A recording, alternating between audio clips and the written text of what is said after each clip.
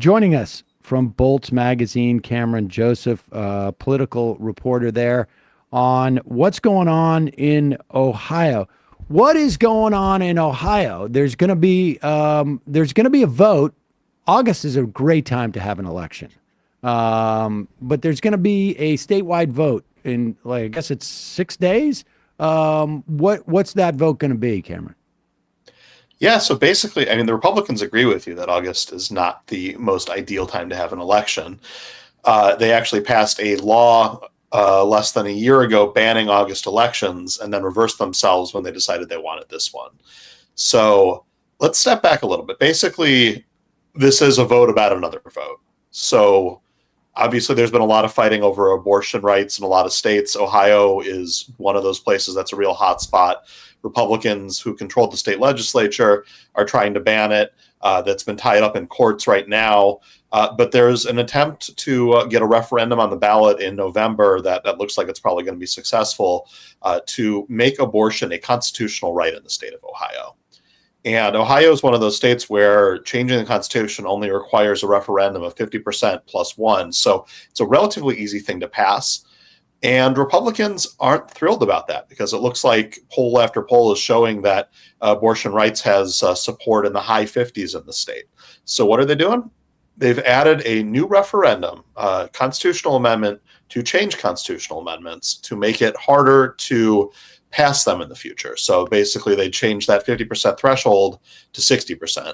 And they're rushing it in this August election before the November election, largely to try and make it harder to protect abortion rights in the state. But there's also a lot of other things that Democrats and unions are trying to do in the state by working around the legislature with these amendments that have gotten some business groups involved as well. So it's basically an end around democracy in the state. Republicans have managed to gerrymander themselves a really nice map. And so a Republican-leaning state is basically a deadlock for them, even though earlier constitutional amendment theoretically banned that type of aggressive gerrymandering in the state. So really the only way that voters can work around the legislature is through these constitutional amendments, and they're trying to change that too. Okay, so we have a Republican state House and Senate, I assume two chambers, both Republican dominated, and a Republican governor. So they've got the trifecta in Ohio. How did they manage to get around the constitutional amendment that said they can't gerrymander? That was an interesting fight. That basically went back and forth in the courts for much of the last year in 2022, 2021. And even though the courts also had a Republican a slight conservative majority, they ruled that these maps weren't okay. But then in a last-minute twist, the one conservative that had sided with the liberals on that vote said, well, it's too close to the election to change things now, so let's go through this election with these maps, and then you'll have to change it in the future. So they're probably going to have to redraw it, although the Supreme Court in Ohio has actually shifted. That woman has retired, and now that there's a new conservative who is a lot less likely to side with liberals on that. So it's basically like even if these referenda go through, a Supreme Court can decide whether or not to actually accept that. And given that these are elected positions, conservatives on the Supreme Court. And this is true in many states, and it's not just conservatives, although we've seen it more with conservatives in the last couple of years, don't always act as fair and impartial judges. Sometimes they let their politics get involved. I refuse to believe that, Cameron. We have a Supreme Court in this country, a federal one that maybe that happens on the state side, but never on the federal side. All right. Well, let me ask you this. How did so you had the abortion referendum scheduled for November, and just to be clear, the legislature said we're going to put another referendum on, but this one's not going to wait until November. They're going to do I have the sequencing right? Like the abortion. Exactly. So why didn't they push up the abortion one to August? Well, they'd already put it on the ballot for November. And so it's this very long process where if you're doing it without the help of the legislature, you have to go out and gather all these signatures. You have to get a bunch of support from 44 counties in the state. I forget the exact specific details. But it's a process. It takes a lot of money. It takes a lot of time. It takes a lot of signatures. You have to get it verified. And so they went through this pretty heavy lift to do so. The legislature can opt to do it themselves, so they don't have to go through that heavy lift. So, and actually one of the things that they're trying to change, it's not, the big top line here is they're trying to change the threshold from 50 to 60% of the vote, which, you can make an argument for or against whether it's a good idea to have voters, deep pocketed interests spending a bunch of money on ads for voters to change the state constitution. And having lived in California for a bit, we've seen some pretty crazy referenda pass there over the years that maybe not super helpful. So, I'm not saying this is a complete black and white issue, but when you start looking at some of the other things they're trying to do here, it's not just the 60% threshold they're trying to push. They're also trying to make it significantly harder to actually get things qualified for the ballot in the first place by raising the threshold in terms of how many counties you have to qualify in, threshold at those county levels, and also making it harder so that if people get signatures that it's unclear whether or not they're real, maybe they put down an old address or maybe it's illegible, something like that. There's currently a cure process where you can go after, if signatures are getting tossed out and go, hey, this was you, right? And reach out to the voters and be like, oh, yeah, that was me, and then fix it. And then that vote can count. And they're trying to get rid of that cure process. So that's pretty explicitly anti-democratic and problematic. And so, they're basically trying to ram this through, and pro-life groups really try to push this. And frankly, the Republicans weren't super thrilled about this. I think they knew this was going to be a losing issue for them and cost a bunch of money. And, they were not into August referenda. They just banned it. Pro-life groups really were upset about this, and they pushed really, really hard in the state legislature. They failed a couple times, finally got it through. And I think Republicans are kind of reluctantly going along with this.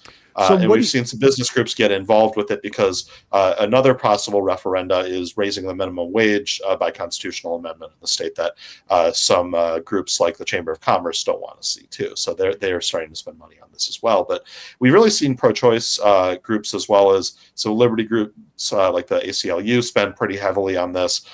We've seen a lot of out-of-state money pouring in, but it's been mostly in an effort to stop this August referendum from passing. So we've seen the money kind of tighten up in the last few weeks. But it seems to me from the polls and from the early turnout that this is likely going down in flames, although with an August turnout, low turnout election can be a little unpredictable. So by likely go down in flames, the no votes on this amendment to amend essentially to change how amendments happen in the future.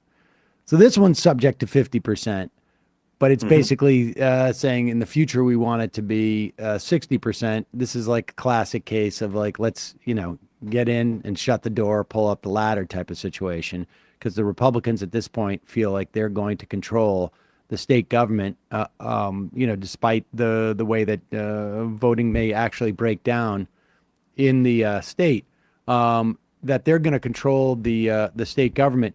So when you say down in flames, you're talking like, do you have a sense? Has there been any polling of this? And how? Yeah, there's been some scattered public polling, some of it better than others. The best poll that I saw was a USA Today Suffolk poll, which had opposition to this in the mid to high 50s. I think it was 56 or 57%. Those in favor of it were under 30%. So it doesn't strike me as particularly popular. The early polling of this race reflected similar numbers. From what I've heard from Democratic strategists, this lines up pretty closely with their own internal polling.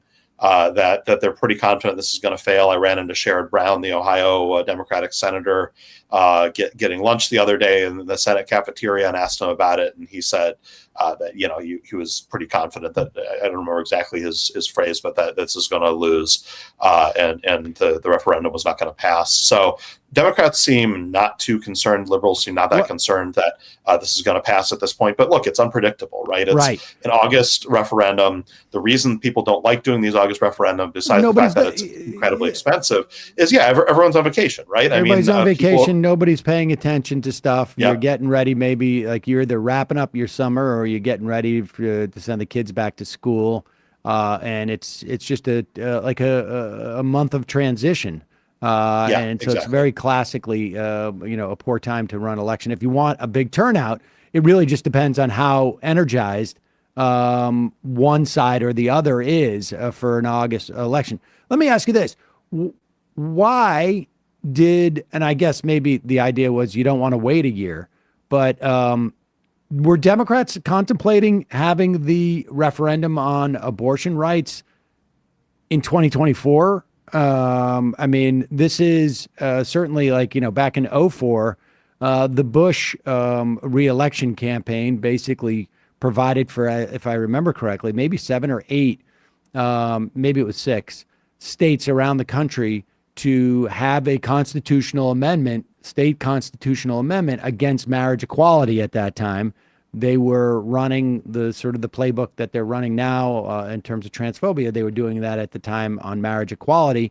And there's a lot of reason to believe that the margin of George Bush's victory in 2004 was a function of bringing out a lot of those evangelical voters who wanted to stop marriage equality in these states.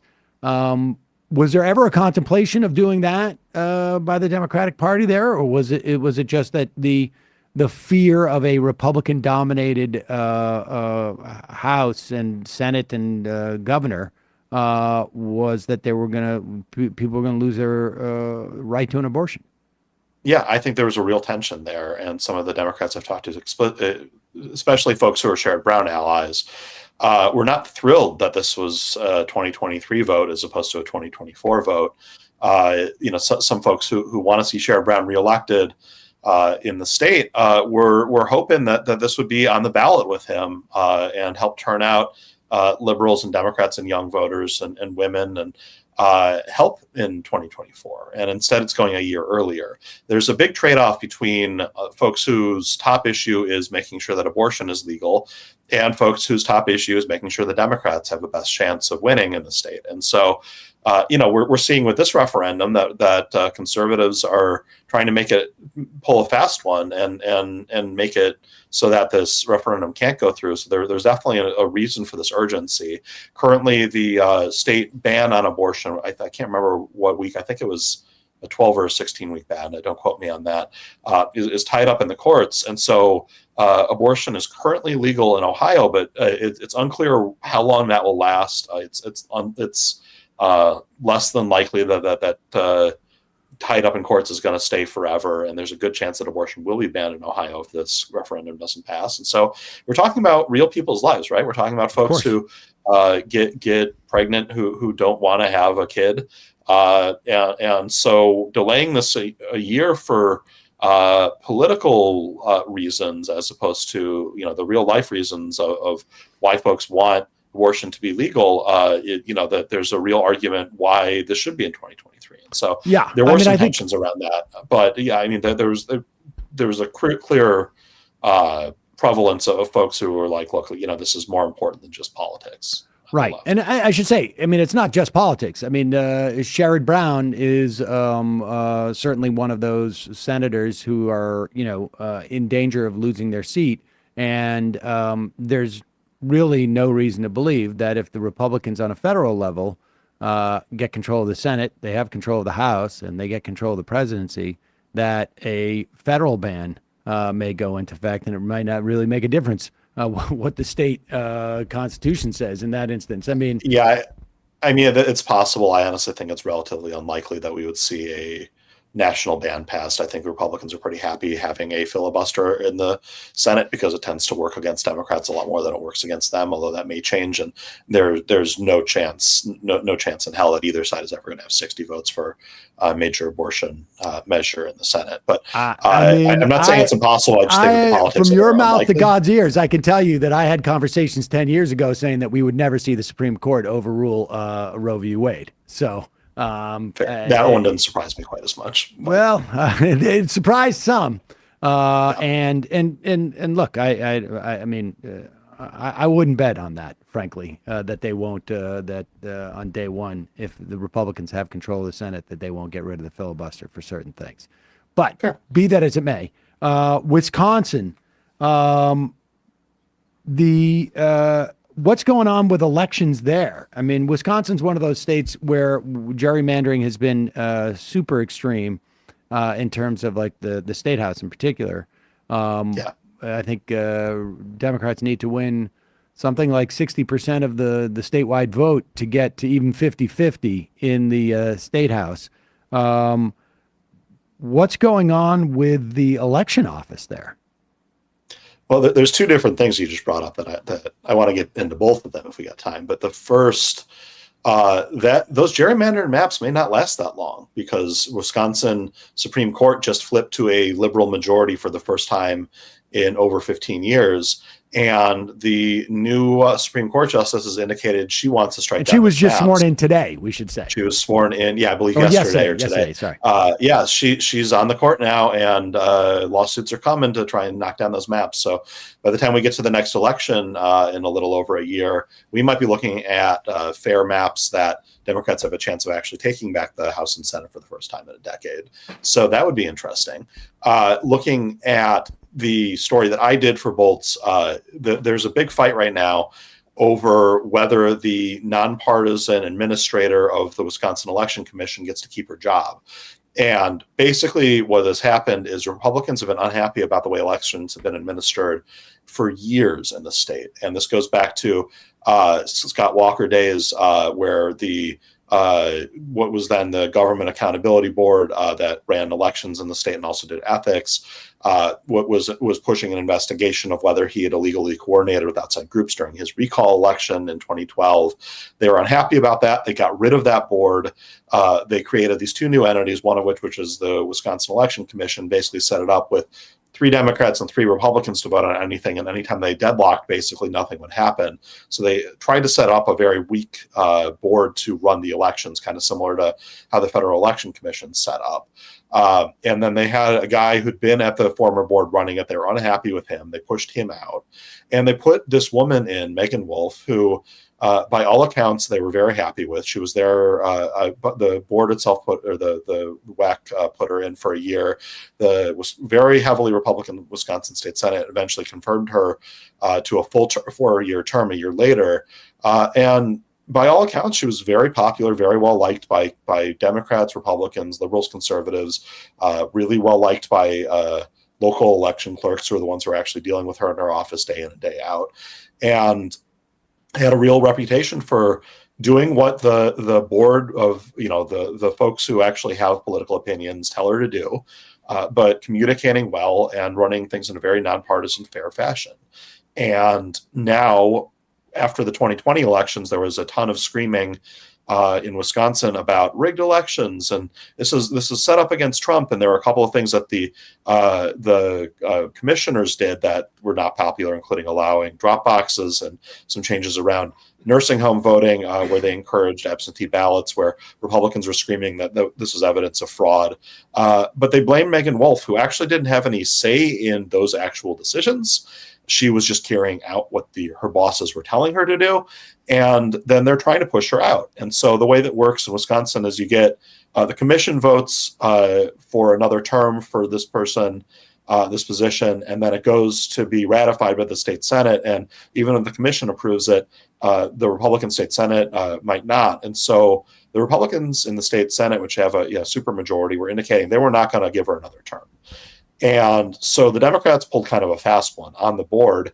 When it came up for a vote, they just refused to vote. And so what they did is they deadlocked the vote. And so it was 3-0, but it's not a Quorum. plurality. It requires a majority to pass. Okay. So theoretically, she didn't get another term. But there was a recent court case where Republicans were thrilled about this at the time, that let people who had been appointed to positions just stay on in their positions, even if they had the expiration dates pass. And so basically just keep them on in forever.